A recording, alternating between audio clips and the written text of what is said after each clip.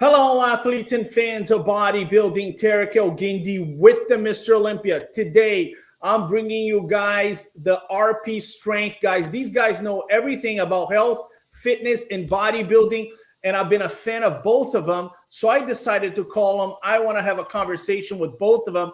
I've actually judged Jared on stage. How are you, Jared?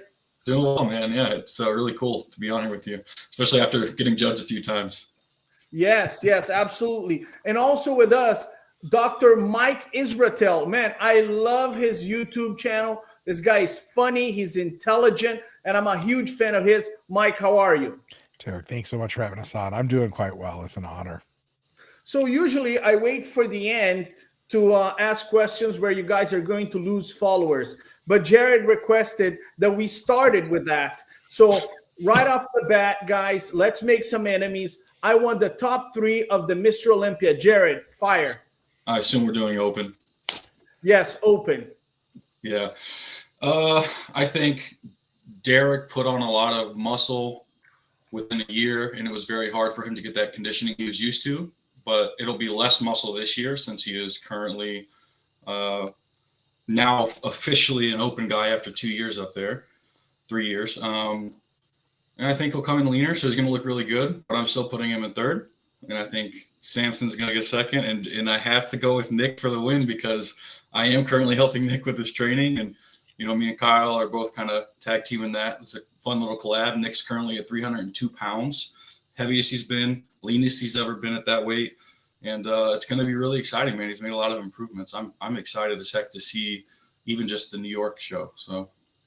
Very nice. Okay, Nick Walker. I often tell people they should not doubt somebody that has that kind of mass and can come that condition. And just to put myself on blast, I doubted him. Like even Pro Card, Arnold Classic, I can name a couple other shows. I was like, yeah, there's no way Nick's winning those. And then because I was a fan of the shape and everything like everybody else. And the more I see Nick's physique and the more he puts on muscle, it becomes a nice flow and a nice structure. And I was one of the people who doubted him, man. And now, you know, get to help him out. It's really cool. Yeah, it's interesting. Mike, I want to hear your pick. Who do you think is top 3 at the Mr. Olympia, third place first? Oh, gee whiz. Yeah, I just want to reserve the idea that I just don't have any idea what I'm talking about in this regards. This is all going to be make-believe. But I think in third place, I'll have maybe Derek Lunsford. In second, I would have Mr. Fitzwater. And then in first, I would have Samson because you can only be so Nigerian until you just win all sports. And he got that way. So yeah, so Samson, Martin Fitzwater, and Derek Lunsford. Well, very great picks, very interesting. You know, going back to what we were talking about, bodybuilding has gone through a couple, cycles, no pun intended. But, when Dorian Yates was winning, people loved the size game. People loved the conditioning, right? And prior to him, we had Lee Haney, and people loved the nice shape. You had Samir Banu. And then, we go to Ronnie Coleman, and I asked Ronnie Coleman, he said, Terrick, my best look was 1998, which was surprising because most of us, we just loved the freaky 2003, right? But Ronnie was, no, I liked 1998. So it goes through cycles, right? People like now the lines of Samson Dauda, right? Just 2 years ago, we were talking about the conditioning of Hadi Chupin. And then 3-4 years ago, we were talking about the mass of Big Ramy. So I see a lot of cycles in bodybuilding. But I want to talk to you guys about, we're just starting the year and a lot of people requested, Terrick, I want you to talk to these guys about health and fitness. I'm going to start with you, Dr. Mike Israetel. I want you to give an advice to the people who are not in the bodybuilding industry. They're just joining a gym for the first time. They're coming to a gym. They're intimidated. They don't know what to eat. They don't know how to exercise. They're overweight, and they need to get healthy. What would be your advice to them, the attorney, the housewife, the teacher, the police officer? What would be your advice to them? Big piece of advice is there's no gun to your head. You don't have to do anything crazy, and sustainability and keeping fit for a long time is really the goal. So what you probably want to do is make sure that you got your diet to be mostly healthy foods. And we all know what that is. It's not rocket science. Just reduce the junk food considerably. Try to eat more, lean proteins, veggies, fruits, whole grains, healthy fats, things like that. Another one is to try to aim for a decent amount of physical activity. You can get yourself a step tracker, like a wristwatch type of thing that I have on, for example, and, get somewhere between 8 and 12,000 steps a day on average. That'd be really nice. And then on top of that, I would say try to engage in resistance training, go to the gym to lift weights, sets of 10, stuff like that. Nothing crazy, push your body a little bit. And I would say do that maybe 2 to 3 times a week, but consistently every week. And that's going to, over months and months, transform your physique. And then when you're not new to this and when you know a little bit of stuff, you can become a little bit more precise, more scientific. Consider, getting a training app or a diet app or something like that. But for now, just get in there and get into the habit of going to the gym. Yeah, I worked at Gold's Gym here in Southern California, multiple locations for 10 years. And a lot of my trainers, they were fans of bodybuilding. And I was the general manager. They would argue with me like, Terrick, these ladies, they're doing Zumba. They should be doing strength exercise. They should be doing squats. And I remember telling them, first of all, let's just be happy that they are here, right? Let's just celebrate the fact that a lot of them had the courage to come to a gym and take a class and start exercising. And I feel very passionate about it because a lot of my friends, we are in the health and fitness business, and we want everybody to get healthy and exercise. Jared, as a competitor that have gone to the highest level, all of us want to get in the best shape of our lives. You listen to Mike Israetel. He's got, great science, great advice. But when it comes to the mindset, how can you motivate somebody? How can you trigger somebody to say, no, this is the time that I have to do something? I think a big part of that, first and foremost, is people got to kind of be sick of their own shit. You find 15 years of your life went by and you're struggling to pick your kids up off the ground, and you see some pretty, pretty big realizations real quick where you're like, I got to do something. And all the advice Mike gave is basically exactly what I would give to somebody who is just getting in for the first time. All of us, discipline has to take the place of motivation at some point. And if realizing your own mortality isn't enough to kick you in the ass, and as you age, it's going to be a tough way to motivate somebody. I'm not the type of person to get up in someone's face and yell at them and say, get your ass to the gym, this and that. I'm kind of, here are some tips, ease into things. You don't have to be a professional bodybuilder. Even one time a week in the gym is better than none. If you can get on a consistent schedule of 2 to 3, that's amazing. And as they keep going, if you can drill into their head positive affirmations and things of that nature, where like, you are looking better, your mentality has changed, you seem healthier, even if it's not based on the weight. You don't got to say anything about their weight. It can all just be, you seem like you have a lot more energy. These things are all progress in some form, and people start to hear that enough, and you tell it to themselves enough, and they really will begin to make sustainable lifelong decisions regarding their health and their fitness. So mindset, as we all know, to begin with, is also largely biological. I don't want to go and work on cars. I was never a big car guy. So if somebody said, hey man, you have to go into the mechanic shop 3 times a week, I'd be like, what the hell? Why? Like, well, you got to fix your car. I'm like, no, I'm good. But if I had to drive around, I was the only person around to fix my car, I'd somewhat learn how to do that, or I wouldn't be getting anywhere. So, helping them along the way and them finding a good trainer who is kind of on the same mindset as they are is definitely a great thing to get them involved in. Yeah, that was a topic. We had Primetime Muscle, and I said that 90%, a lot of people sending messages saying, Terrick, you're in trouble because all these fake coaches are going to, beat the crap out of you. because I said 90% of a lot of these internet coaches are con artists, right? They do not have the training. They do not have the proper resume teaching people how to exercise. Mike, what is your advice to the new guy, the guy that wants to compete in bodybuilding, the female competitor? She wants to do bikini. She wants to do fit model. If she wants to find out who is the best trainer for her, what would be your advice to them? That's really tough. Like a prep, you mean like a prep coach? Correct. Yeah. Yeah. So most of the so-called best prep coaches currently are just people who work with the best people. It doesn't necessarily tell you that they're the best. Some of them are quite good. Some of them just irresponsibly push tons of drugs on their athletes, and that's real bad news. So it's a really tough question.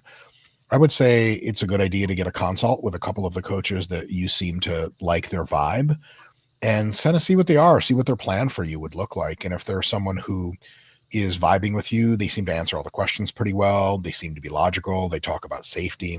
They have a distinct plan. You know exactly what you're buying, what you're going to get, how many interactions do I get per week, so on and so forth.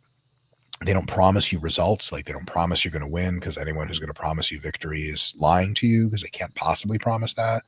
Some of those signs are things to look for. And then if you talk to other trainers or coaches and they're kind of like, seem a little scuzzy, they're kind of like trying to get you through the door, sell you on it really quick, saying, you know, I just train champions, you're going to win if you're with me, blah, blah, blah. Or if you ask about their methods and they're kind of opaque about it, then I would say maybe if you don't like that sort of thing, then it's time to go back to the other few people that you liked, follow up. If you really, really want a good coach, you can just consult with a couple people, and whatever consult goes best, you can choose them. But if you want to, you know, just see which one you seem to like off the internet and try getting coached by them, that's always a fun way to learn, because, you know, it's just one prep. You're probably not going to die. Well, maybe. You know, after a prep with them, you're like, oh, here's what I like, just what I didn't. You try another coach. Turns out that first coach was actually amazing. And you go back to them. Or that first coach sucked. The second coach was way, you know, better. And then you go to them, and so on and so forth. So I'd say really just consults with coaches and or trying it out is probably the best way to do it. And if you have anyone in the field that you look up to and they recommend some coach that's really good, I think that's great. Like some folks just have a good head on their shoulders and they say, well, this coach is real good. And that's probably worth something. Yeah, well, we just had a change here. Terrick Lunsford announced that he is switching from Hani Rambo. Actually, Hani retired, and he's going to Chris Aceto. Jared, you mentioned that now you're working with Nick Walker. Tell me a little bit about, you know, the highest level of coaching. Obviously, it's a bodybuilder. You know, the performance is different. The stakes are much higher. You know, you're also talking about, you know, different methods. Tell me a little bit about training somebody at the highest level. Yeah. Really, a lot of that does boil down to just nuance. So, like, even with Terrick's change of Hani to Aceto, there's going to be very minute details that he'll be doing differently with Aceto that he might enjoy more or dislike a little more than he did with Hani. So really, it's just when you get to that level and you're the athlete, you're looking for every possible thing that you can do to become better. I think Nick's final straw was his training, and that's currently what I'm helping him with. So he just wanted to really knuckle down in the gym, actually begin to track the progress, because he was kind of one of those bodybuilders who went in and like felt it out. He's like, I'm doing chest today. It's not sore. Why not? And he realized, you know, progressively getting better in the gym and knowing what you did prior in each session is probably an important aspect of training at the least. And we don't know everything, so we reach out to those that we feel may be a little more of an expert in that area. So he's, you know, worked with me, he's worked with Matt, he's worked with other people who, you know, helped him with his training quite a bit. So when you're working with people like that, you have to take a lot of things in consideration. There's a lot of nuance there. I could go into like fatigue management for people who are hypermuscular. I could go into working with the diet and other aspects, the supplementation around it. But it's just making sure what you're doing has like a concordance effect, where it's like my training, my diet, and my supplementation are all aligning for a specific goal. So in Nick's instance, him and Kyle are working together with supplementation and the diet. So me and Kyle also have to communicate. When are you guys doing this? When are you doing this? I want to make sure that the exercise selection is proper. I want to make sure we have the correct diet in place for what I'm going to do with specific techniques in the gym. If he's currently massing up to where he is now, 302 pounds, I want to make sure that we have the movements in the program that he really connects well with and that he can progress on long term. If we're dieting for a show and he's 4 weeks out and the supplementation and diet coach is like, hey, let's keep squatting super heavy, I'm going to be like, hell no. Let's start getting on some machines. So you just got to make sure it's all fitting in place and it all has a proper structure. It's just very kind of in the highest, capacity. It's just a lot of nuance goes into it. So you got to make sure you reach out to people like Mike said that you trust or that were recommended to you, and kind of bullshit test a few guys. Make sure that you have a nice sustained approach for a long time with somebody you trust. Well, when it comes to Nick Walker, obviously everybody loves his mass and his conditioning, but it's the midsection. If he had a small midsection like Samson Dauda or a Dexter Jackson, he would have been Mr. Olympia. Mike Israetel, what can a competitor do to minimize his midsection? Is that possible? Is there any type of training, nutrition that actually minimizes the midsection? That's a great question. It's unlikely there is a training or nutrition way to minimize the midsection. From a bunch of different anatomical perspectives, it seems pretty much impossible. What contributes a lot to midsection size is going to be your proclivity to store intra-abdominal body fat versus subcutaneous body fat, fat under the skin versus fat inside between your organs. If you get lean enough, intra-abdominal fat actually shrinks considerably as well towards the end. So getting very, very lean, like some guys will still have a bit of a gut, but their glutes will come in. If those guys push it further, their glutes get extra crispy, and then towards the end, their waist actually shrinks down considerably. So that's one thing. Just keep getting leaner. Some people get quite lean, and then there's not much more leanness to get. For those folks, there's another variable, and that's how much total pharmacology you're exposing yourself to. Because what I've seen time and again is if you're on high doses of lots of stuff, then your midsection tends to be larger. If you're on lower doses of fewer things, your midsection can be considerably smaller. And so that actually can help substantially. I'll also say one of the number one reasons that we've seen midsections grow over the years of the sport as it's been played out is that the average competitor who's winning is just older, and older people universally have bigger midsections. The best way to have a small waist is to be 17. And so everyone can pull it off more or less when they're 17. Not everyone can do it when they're 37. And so it's one of those things where, even if you obviate for the drugs and all that stuff, a lot of times it's just the fact that these folks are older and they're going to have bigger midsections. Yeah. We often tell a lot of bodybuilders, that in terms of illusion, obviously you can grow your quads, you can grow your shoulders, but in the end of the day, if you have I often tell people this, if you have a small waist, it's the equivalent of being 6'8" in the NBA, you're truly gifted. And then I asked Dexter Jackson, I said, Dexter, and he goes, in the end of my career, I could tell my quads were not coming out as much.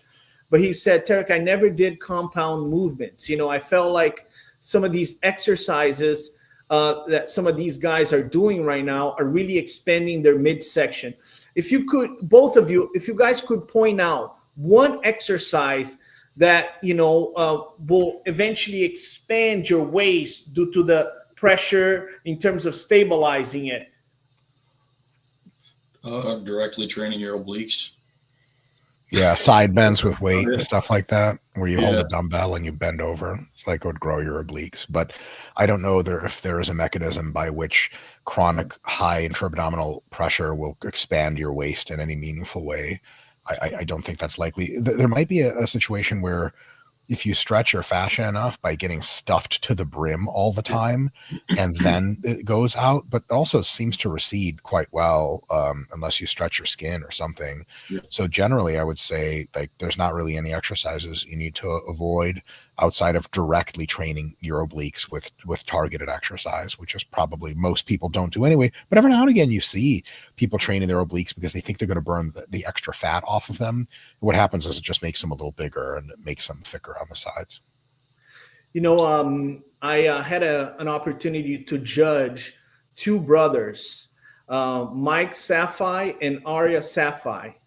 Both of them became pros. Yeah, Arya Safai actually won the Masters Olympia, but Arya never experimented with any martial arts. Right?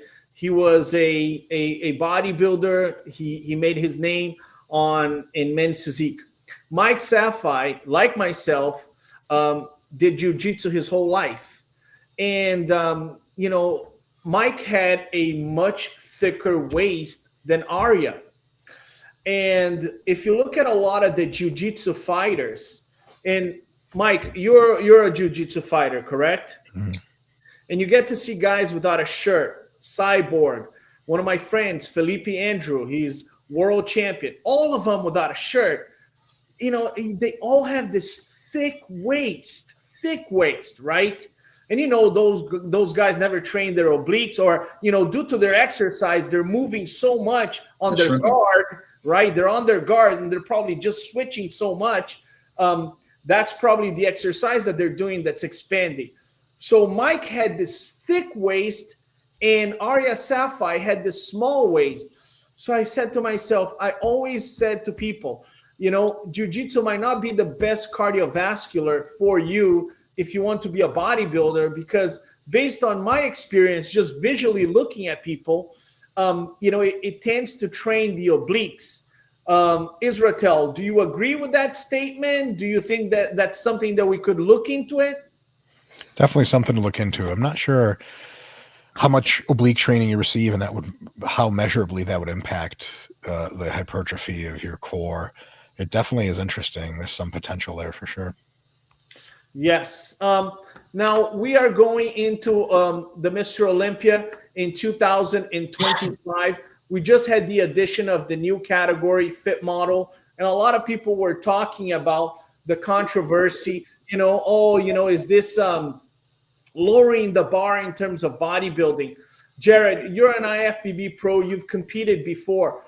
Do you think that having a new category opens a little bit more to mainstream, where more people can come to our industry? Obviously there's more money and also it benefits more people. What do you think about the new addition of the new class? Yeah, I had this conversation with quite a few bodybuilders, literal bodybuilders, not people who just compete in the sport. I compare it a lot to what me and Mike have to deal with in the industry quite often. We teach something about a technique. Some old hat will get on there and be like, just fucking train hard. Why are you teaching all this stupid crap? And I get it. It's a nostalgia for the Dorian Yates era. Go in there and kill yourself. Bodybuilders are having the same thing right now. It's just a declinist mindset where bodybuilding is bodybuilding. And old man yells at cloud. Exactly. They just want it to be bodybuilding. And I get it. It's going to expand show times. We might have to start dividing female, male shows just because it's going to expand time. We might have to keep it to where they can't cross over, but it's going to be fine. You guys will implement it properly into the sport, and it's going to allow a lot of people who want to give this thing a try, give it a try. And not just that, it's going to create a lot of new superstars in this area. It'll open sponsorship deals for the IFBB. From a business perspective, it's the most genius thing you guys could have done. But even myself, I'm a bodybuilder. I would prefer to be bodybuilding, of course.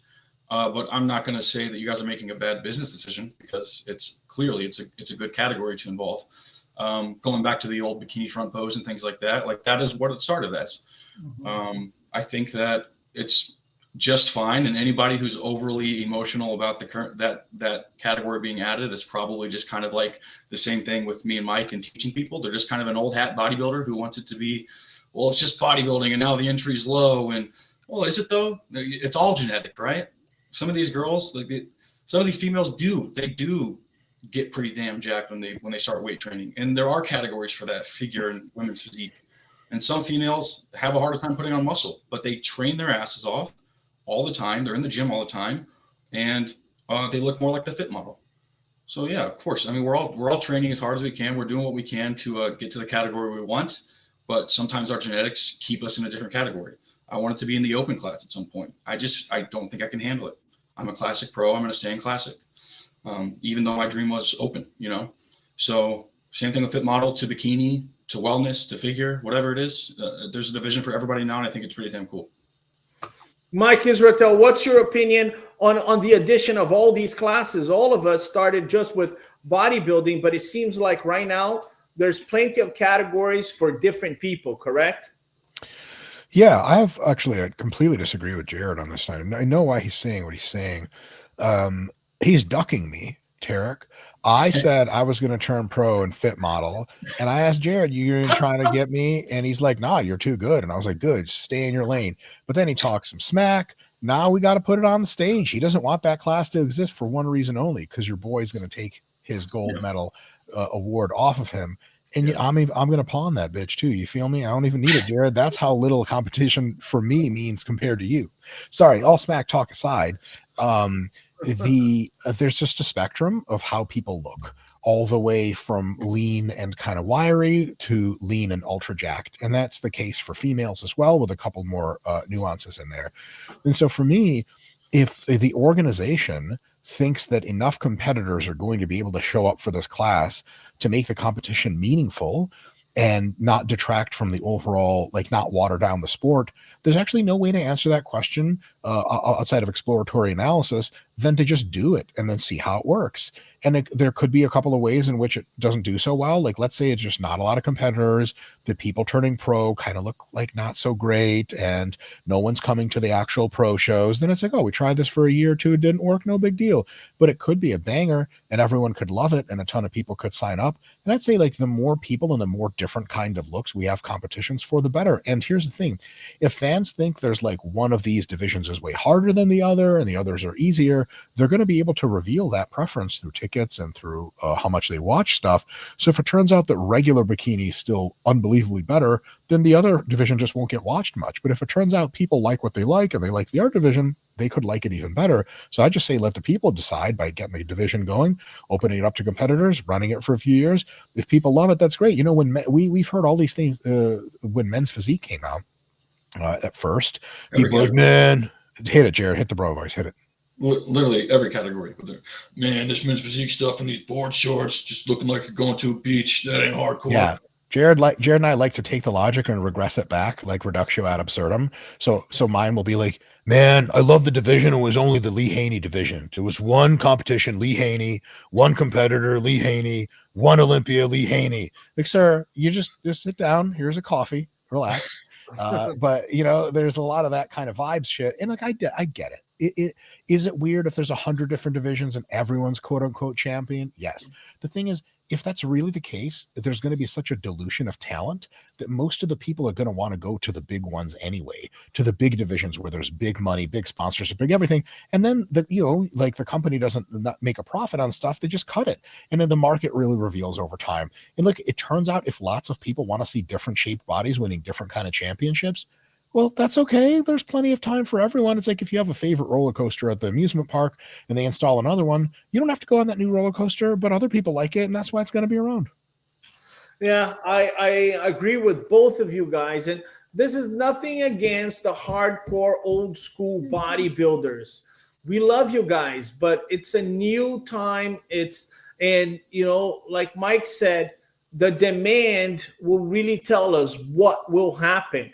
And in my personal opinion, I've been getting text messages from hundreds of competitors that have done other categories saying, Terrick, should I try it? And I'm like, yeah, of course you should try it. This is health and fitness. It's going to get you in the gym. It's going to get you eating well. So I'm 100% behind it. And it should be fun. I want to talk to you guys about healthy bodybuilding. How can we do bodybuilding in a healthy manner? Obviously, we know the circumstances, but and I'm not talking only about the supplementation. I'm talking about the prevention of injuries. I'm talking about cardiovascular health. I'm talking about overall well-being. Jared, how can we do bodybuilding healthy? actual bodybuilding in itself, like you said, you're not just talking about supplementation. Bodybuilding is obviously going to be the hardest, and as you go down to muscularity, it gets a little easier to remain more healthy. From an injuries perspective, I would love to see people, watching YouTube channels like mine and Mike's, watching things like this, educating themselves more, especially coaches. Like you said, if we want coaches to be a little more serious, one of the questions you should be asking them is, what are you doing to continue your education? See what they say. See if it aligns with what you've been doing yourself. I'm tired of getting athletes who are broken, and that's when they begin to listen.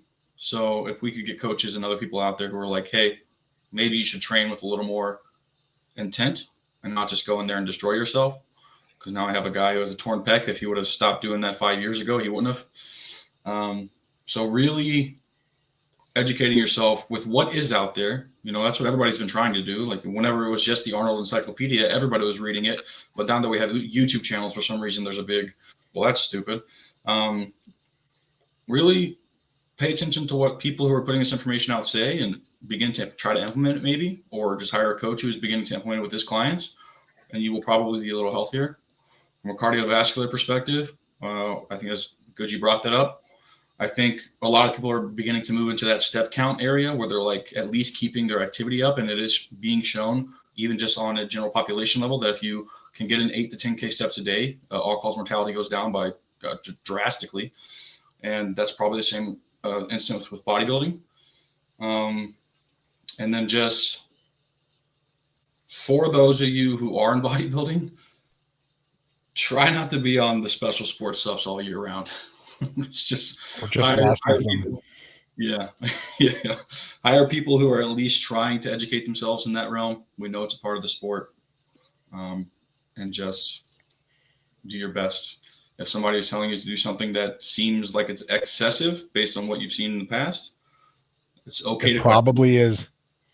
Yeah, probably is, and it's okay to question it.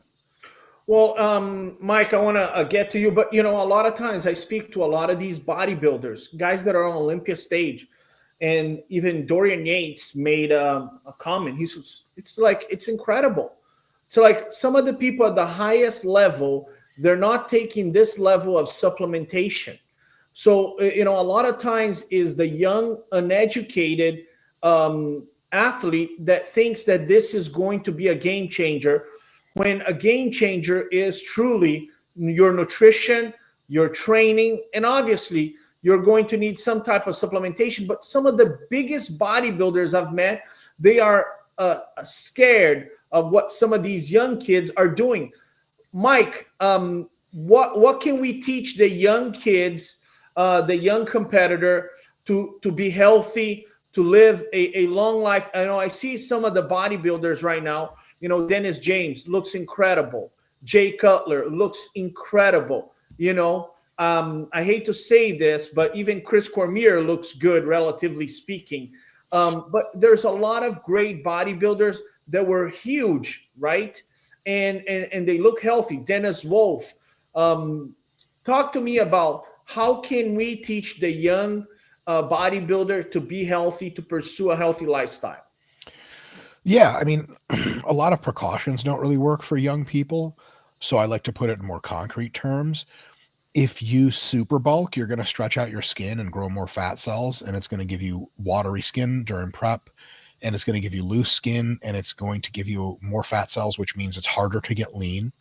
So if you just continue to stay relatively lean as you bulk, never lose sight of your abs, don't get the whole spare tire thing, it's a really, really great thing for your health. So don't just try smash food into yourself. That's a big deal. And not just because we're saying, oh, you got to be healthy. Like literally you'll look worse eventually if you balloon up and become a giant animal like I did, for example. Another situation that we have to contend with is if you take a ton of gear, it's going to make your muscles really big, but it's also going to make your gut really big. And it's going to grow you really fast, but then you're going to look like me or something on stage. You don't want that. I look like shit. So you want to have the slimmest waist you can, the best aesthetics. And that means like, yeah, if you take a ton of special sports supplements, you're going to get bigger faster, but the end result isn't going to look as good and is not going to win as many bodybuilding shows. And nowadays in the IFBB, it seems like it used to be we had a mass era, then we had an aesthetics era, I mean, if you look at Samson and you look at Martin Fitzwater, you look at Derek, and you look at some of the other top folks, they all have small waists and huge muscles. And if you're going to just blow out your waist by taking tons of gear and overeating food for years and years and training like a power lifter in disguise and trying to like one rep max all the time or just handle as much steel and iron as you can, you're just going to build a body that kind of sucks more than it should have. If you're patient, if you take less supplements, if you don't gain tons of weight at the same time, but in a productive off season, gain 20 pounds, not 40. And then you make sure to use good technique, nice rep ranges, good control on your weight. You're probably not going to get hurt very often. Your waist is going to be smaller. Your ability to lose fat and get into shape is going to be easier. And you're just going to have a better look 5, 10, and 15 years down the line. The reason you're doing this, by the way, is because you want as good of a look as possible. You're building something, you're constructing something really special. Make sure not to take shortcuts so that you get to the end. You know, like imagine getting your bathroom redone and you kind of rushed it. You're like, yeah, these cabinets are fine. And then you come back from vacation and they built the cabinets. You're like, I guess those look okay. I really should have had time to just pick the cabinets. Well, you should have picked them. And in bodybuilding, it's easy to rush your way to a bigger, more muscular physique, but then it kind of looks not ideal. You want to look more like Jared Feather, less like me. What you want to do is gain weight slowly.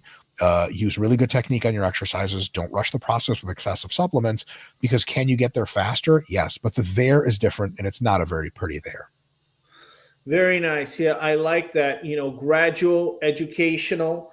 You know, we're going to do tons of lives throughout the year. I'm starting something special with the Olympia. I want to start a health and fitness program, and I definitely want to bring you guys. We're going to bring more doctors here.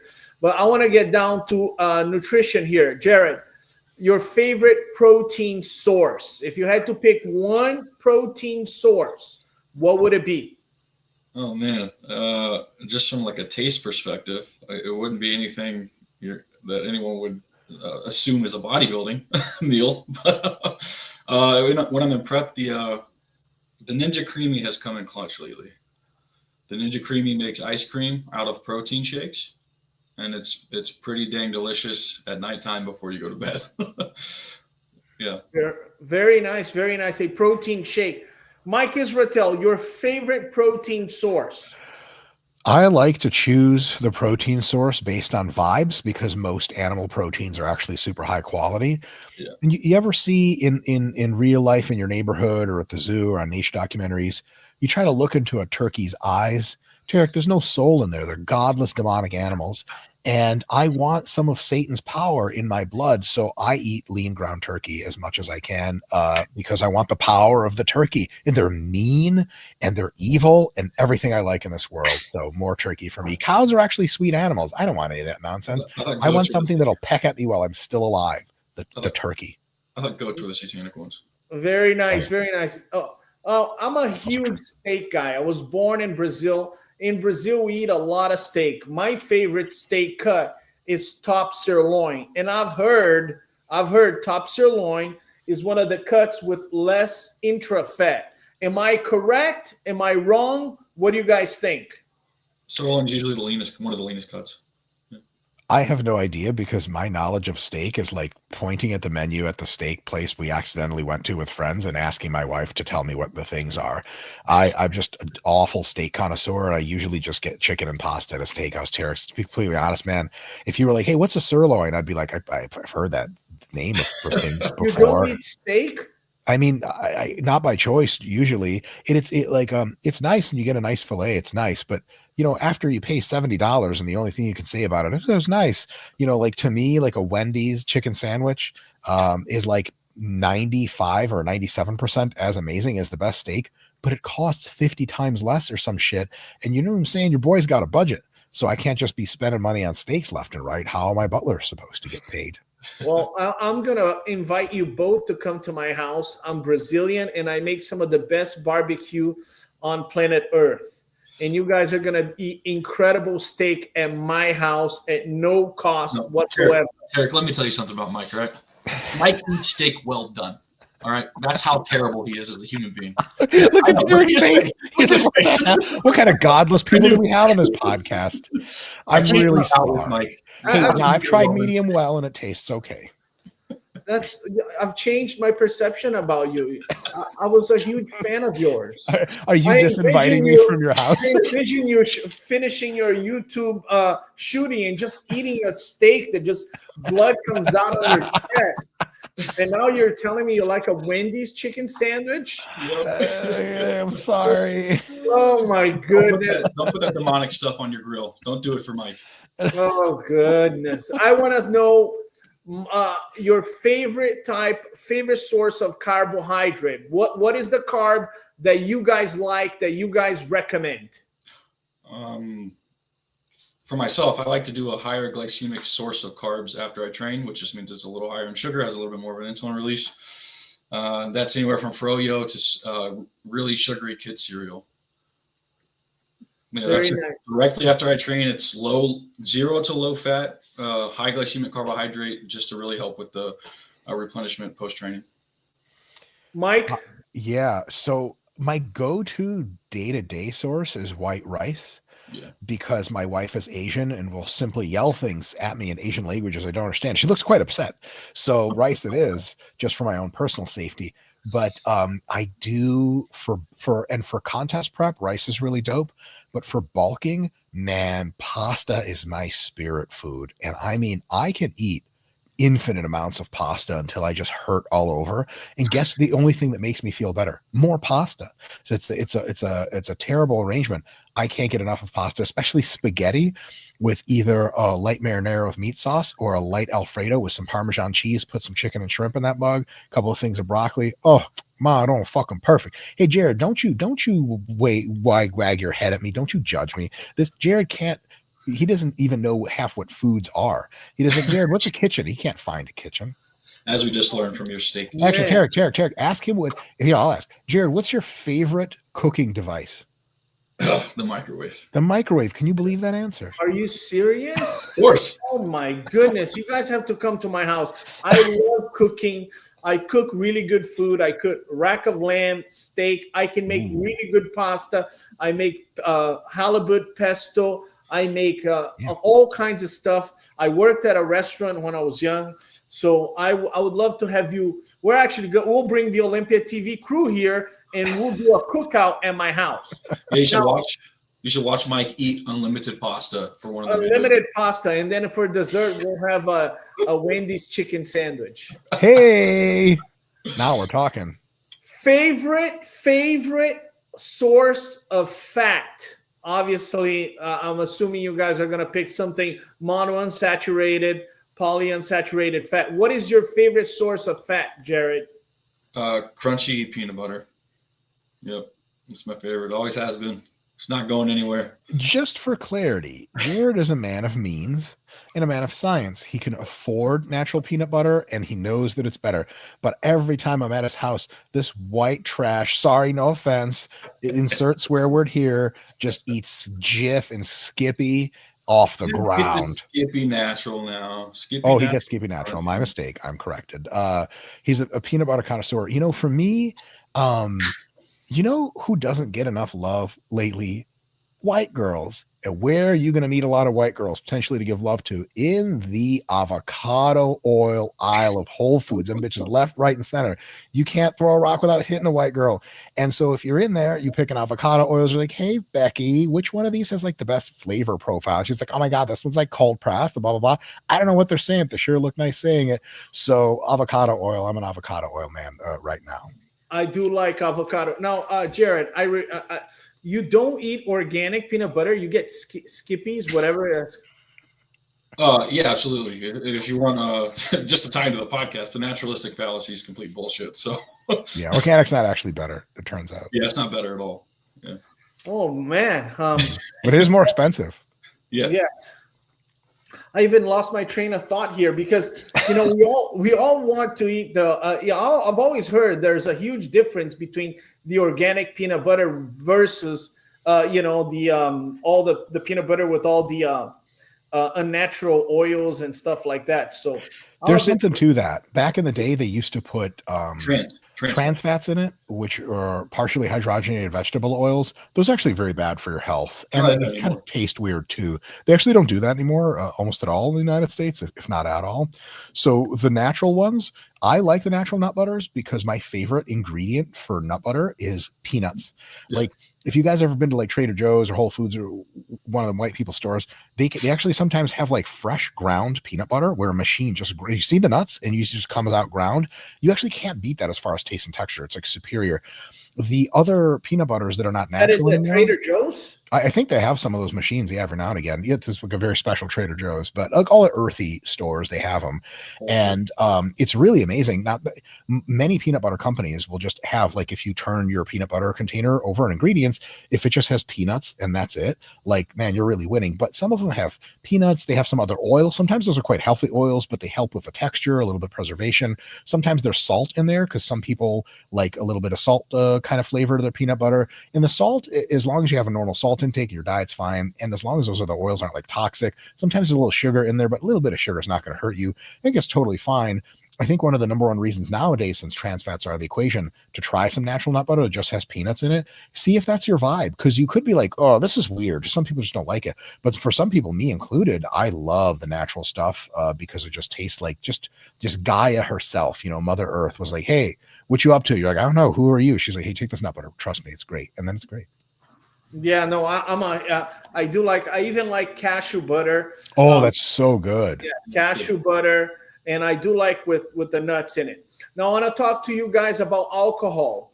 You know, it's part of our society. We see commercials. You know, we see a lot of people, you know, having that beer, having that wine. I myself, I drink wine with my wife once in a while. Guys, talk to me about alcohol. For instance, wine, there's a myth about benefits. Is there any benefits? Is it poison? I want to hear from you guys. There are several benefits of wine consumption. They exist in the kind of total effect of what wine does for you. So there are some like beneficial plant chemicals in there that are pretty good for your health. The problem with that is that the alcohol itself is probably best described as a poison. And so if you have like fewer than 1 or 2 drinks a day on average, they can't actually statistically tell if alcohol has any downsides, but it doesn't seem to have any upsides on that balance once you account for that kind of beneficial chemical exposure from, you know, it could be grape juice is better than wine for that stuff. So once you get over that, it's like anything 2 to 3 drinks and above, it just worse and worse and worse. So there's kind of 2 ideas. One is that if it's less than a drink or 2, it actually doesn't hurt you. The other idea is we just don't have the scientific statistical power to detect that effect. But if we did, it would still be bad. I'd probably be betting that it still exists and is still bad at even quite low doses. And just because it doesn't fit my psychology, it sure shit doesn't fit my healthy lifestyle. I just don't drink. I've drank like a few times in the last couple of years. And it's always a disaster. My stomach like rejects it and it's terrible. But some people like drinking. It's really fun for them.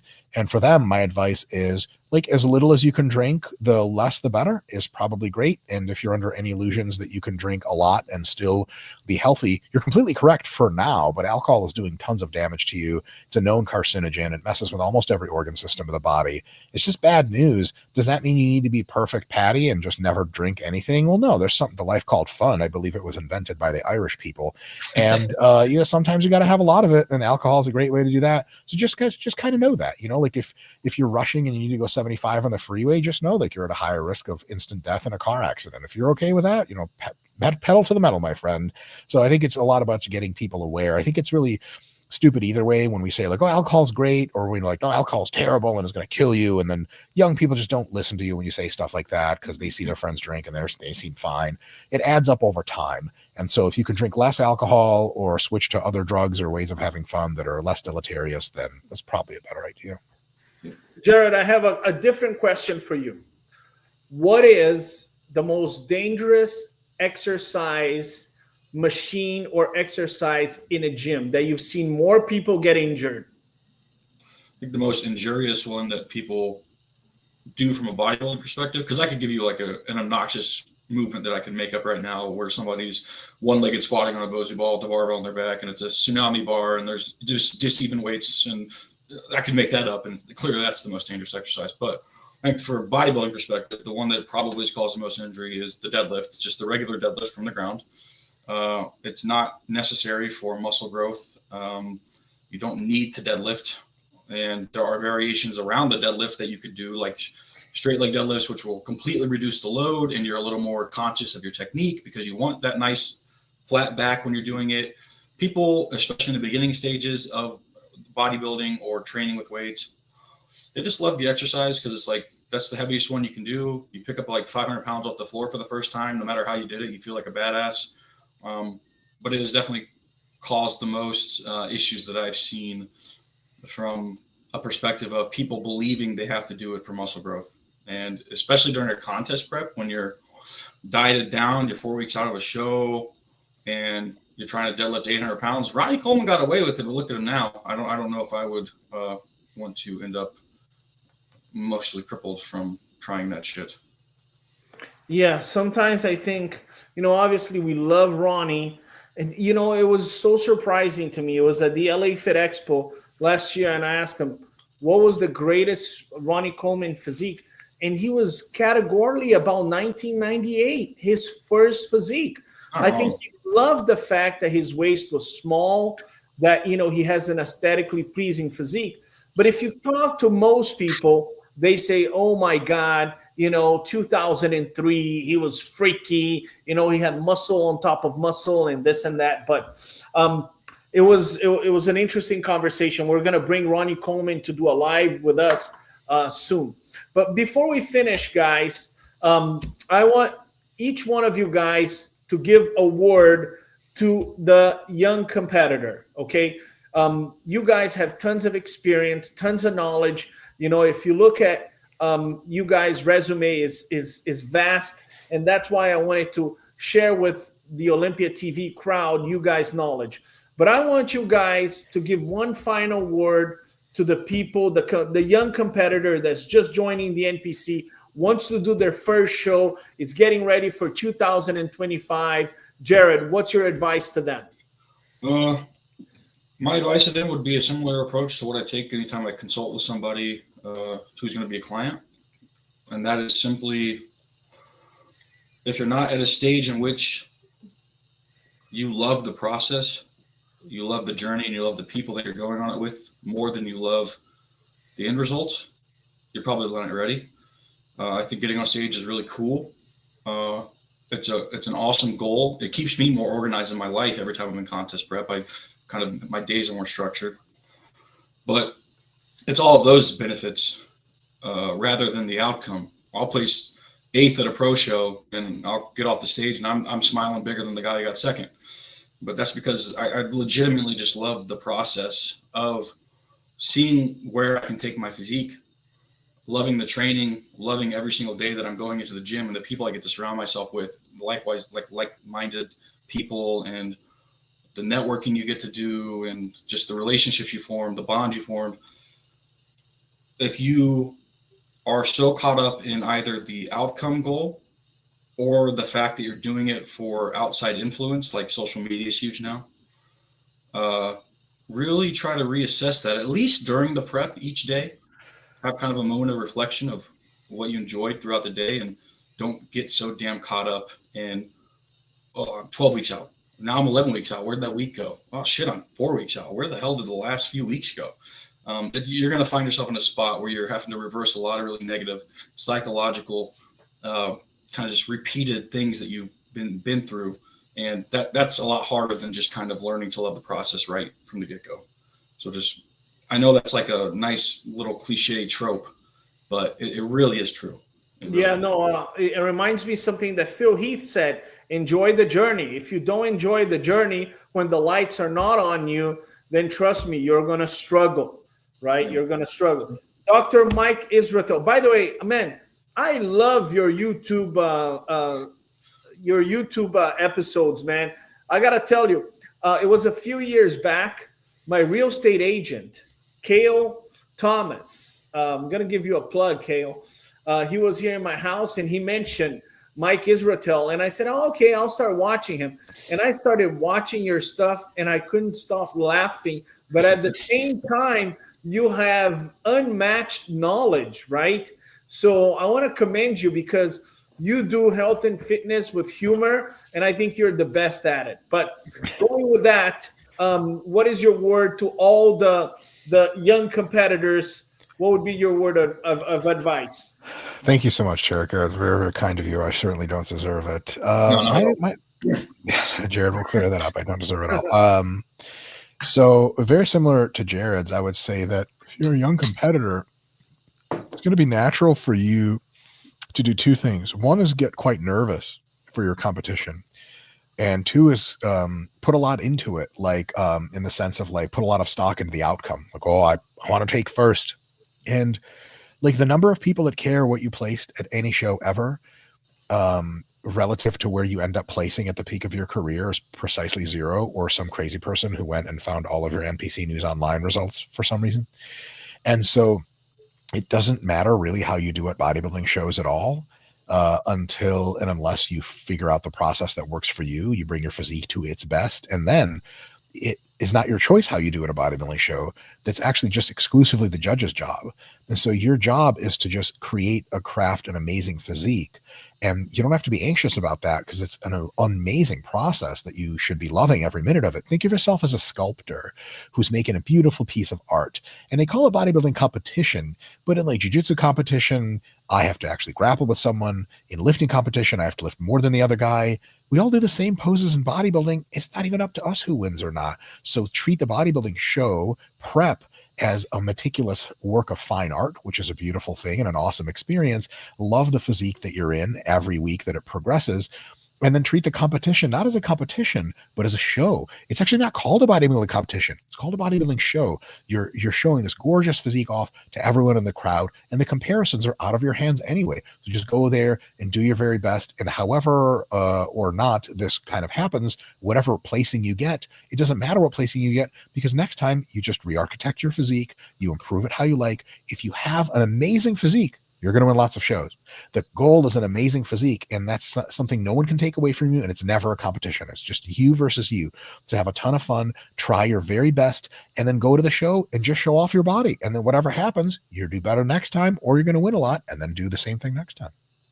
Very cool. Very cool. Ladies and gentlemen from Olympia TV, we just spent 1 hour a conversation with the two guys from RP Strength, IFBB Pro Jared, Dr. Mike Israetel. I'm a fan of these two guys, and I recommend you guys to follow them, listen to them, and educate yourself with them, because I know they're two of the most qualified people to talk about health and fitness. And coming up on the next week, I'm going to bring the Mr. Olympia, Samson Dauda. He's coming in on Wednesday to do a live with us. I want to thank IFBB Pro Jared and Dr. Mike Israetel. Had a great time, and we'll see you guys next time. Ladies and gentlemen.